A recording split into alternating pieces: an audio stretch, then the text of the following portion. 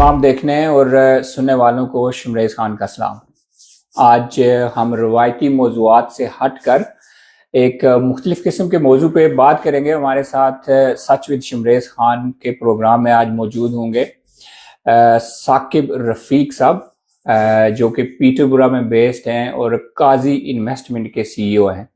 आज हम इनसे जानने की कोशिश करेंगे कि पाकिस्तान की जो रियल एस्टेट है उसमें इन्वेस्ट करना कितना सूदमंद है, उसके फ़वाइद या नुकसानात क्या हैं, और बाकी के जो छोटे मोटे प्रॉब्लम्स होते हैं जब आप इन्वेस्ट कर लेते हैं तो उसके बाद जो प्रॉब्लम स्टार्ट हो जाते हैं उनका सलूशन इनसे पूछेंगे। अस्सलाम वालेकुम जी साकिब साहब, कैसे हैं मिजाज ग्रामी सर? वालेकुम अस्सलाम जी शमरेज़ साहब, थैंक यू आपका इनवाइट करने। कैसे हैं, कामकाज किस तरह है सर, मामलात किस तरह जा रहे हैं? अल्लाह का बड़ा शुक्र है, अल्हम्दुलिल्लाह जी अल्हम्दुलिल्लाह। अभी आपको पता ही है दुनिया में ओवरऑल कोरोना के बाद हालात इतने ज़्यादा अच्छे नहीं हैं, लेकिन अल्हम्दुलिल्लाह स्टिल डूइंग वेल। अच्छा, ये बताइएगा कि पाकिस्तान में ओवरसीज के लिए प्रॉपर्टी में इन्वेस्ट करना कितना सेफ है? देखें, बिजनेस जब भी बिजनेस का नाम आएगा तो उसमें रिस्क तो होते हैं। अब आपने रिस्क का कंपैरिजन करना है एज कंपेयर टू बाकी की ऑप्शंस क्या है। मैं इस सवाल का जवाब देने से पहले थोड़ा बैकग्राउंड में जाऊंगा कि पाकिस्तान में ओवरसीज पाकिस्तानीज जो है वो इन्वेस्ट करने की ऑप्शंस क्या क्या है। अब अगर आप बाकी ऑप्शंस देखें तो जो बाकी ऑप्शंस हैं उनके साथ अगर आप कंपैरिजन रियल स्टेट का करेंगे तो फिर आपको अंदाजा होगा कि ये बहुत सेफ है। अगर आप पाकिस्तान में जाकर कोई ऑन ग्राउंड बिजनेस बना लेते हैं, कोई मुर्गियों का कारोबार कर लेते हैं, कोई जानवरों का कारोबार करते हैं, कोई जमींदारी का करते हैं, कोई फैक्ट्री लगा लेते हैं, कोई शेयर्स के बिजनेस में इन्वेस्ट करते हैं, तो अगर मैं उससे कंपेयर करूंगा तो फिर पाकिस्तान का रियल स्टेट जो है वो ओवरसीज पाकिस्तानियों के लिए सबसे महफूज तरीन कारोबार है और सबसे महफूज तरीन ऑप्शन है। ठीक हो गया। अच्छा, कौन कौन से हो सकते हैं प्रॉपर्टी में? फर्ज करो आप इन्वेस्ट करना चाहते हैं पाकिस्तान में, तो कौन सा बेस्ट ऑप्शन है?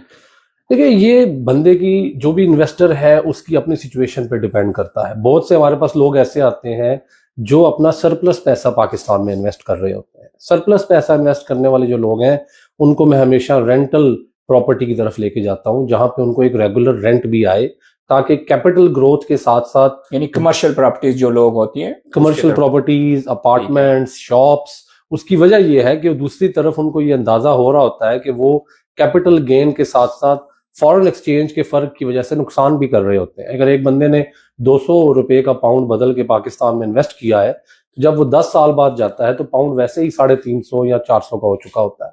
तो कैपिटल गेन को वो इतना ज्यादा जो है नहीं समझता कि उसको वाकई में कैपिटल गेन हुआ है। तो ऐसे लोगों को हम ये कहते हैं कि आप रेंटल प्रॉपर्टी में करें। इसके बरक्स हमारे बहुत से भाई जो लाखों की तादाद में मिडल ईस्ट में बैठे हुए हैं, उन लोगों को पाकिस्तान ही आखिरकार वापस जाना है। आप उनको यूरोप और ब्रिटिश लोगों के साथ कंपेयर नहीं कर सकते जो लोग यहाँ पे परमानेंट हो चुके हैं। तो उनको जो चीज सूट करती है वो उनका अपना एक घर का ख्वाब होता है, तो उनको हम अक्सर प्लॉट्स की तरफ लेके जाते हैं। ठीक है। अच्छा, पाकिस्तान के हालात जो हैं वो काफ़ी मतलब कशीदा हैं आजकल। आप मतलब रिस्की है प्रॉपर्टी, जो वहाँ की मार्केट है उसका ये सीन है कि पता नहीं है आपको कि आप सुबह उठेंगे तो क्या सिचुएशन होगी।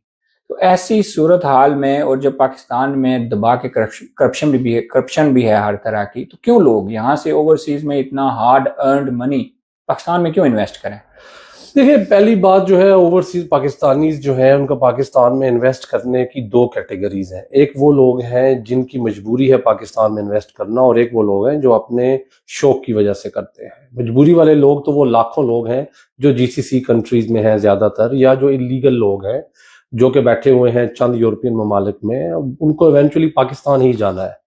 उन लोगों को पाकिस्तान में ही इन्वेस्ट करना है क्योंकि उनके पास कहीं और पर इन्वेस्टमेंट की कोई ऑप्शन नहीं। आप कंपेयर करें खुद को या मुझे, जो हम लोग यहाँ के ब्रिटिश लोग हैं, हमें आप सऊदीया में बैठे हुए एक डॉक्टर से या एक मजदूर से कंपेयर करें तो इवेंचुअली आपको समझ आएगी कि उनको पाकिस्तान ही जाना है।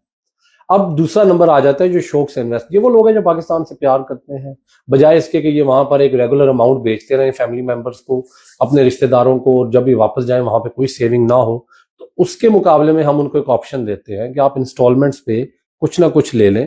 अब अपने घर वालों की भी हेल्प करें, वालिदैन या जो आपके एक्सटेंडेड फैमिली मेंबर्स हैं उनको भी आप दें कुछ ना कुछ महीने का अगर आप देना चाहते हैं, बट आप अपने लिए कुछ सेव करें। तो छोटी छोटी इंस्टॉलमेंट्स करके 50-100 पाउंड महीना करके इन लोगों के लिए एक अच्छी बड़ी अमाउंट बन जाती है। अच्छा, मैं आपके पिछले क्वेश्चन पे आता हूँ। मैंने कुछ अर्सा पहले, तो ये नहीं, लेट्स से कि 2018 में کوئی تقریباً 2 پلاٹ لیے, کمرشل نہیں تھے, ریزیڈینشیل پلاٹ تھے, 2 میں نے لیے. اس وقت جو پاؤنڈ کا ریٹ تھا وہ تھا 150, تو میں نے 4000 پاؤنڈ کا ایک پلاٹ لیا. ٹھیک ہے.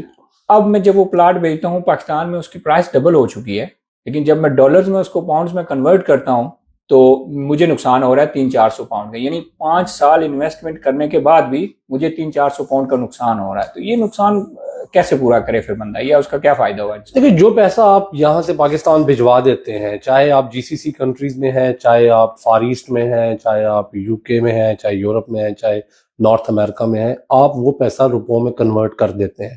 وہ پیسہ یہاں پہ شاذ و نادر ہی کوئی بندہ ہوگا جو اس روپے کو واپس لانے کے لیے پاکستان بھجواتا ہے. اس کے پیچھے کوئی بھی ریزن ہو, میں اس کی ڈیٹیل میں نہیں جاؤں گا. بہت سے لوگ جو پیسہ یہاں سے پاکستان بھیج دیتے ہیں, پھر وہ پیسہ اس کو وہ روپیز میں کنورٹ کرنے کے بعد واپس یہاں لانے کا پلان نہیں رکھتے. اگر وہ رکھتے ہیں پلان, تو میں اسٹریٹ فارورڈ ان کو یہ کہوں گا کہ they should not invest in Pakistan, because اگر آپ کو یہ پتا ہے کہ میں یہ پیسے کل کو واپس یو کے لاؤں گا, then why not invest in U K or somewhere else, maybe in Dubai, maybe in Turkey, جہاں پہ آپ کو فارن جو ایکسچینج ہے اس کا نقصان نہ اٹھانا پڑے.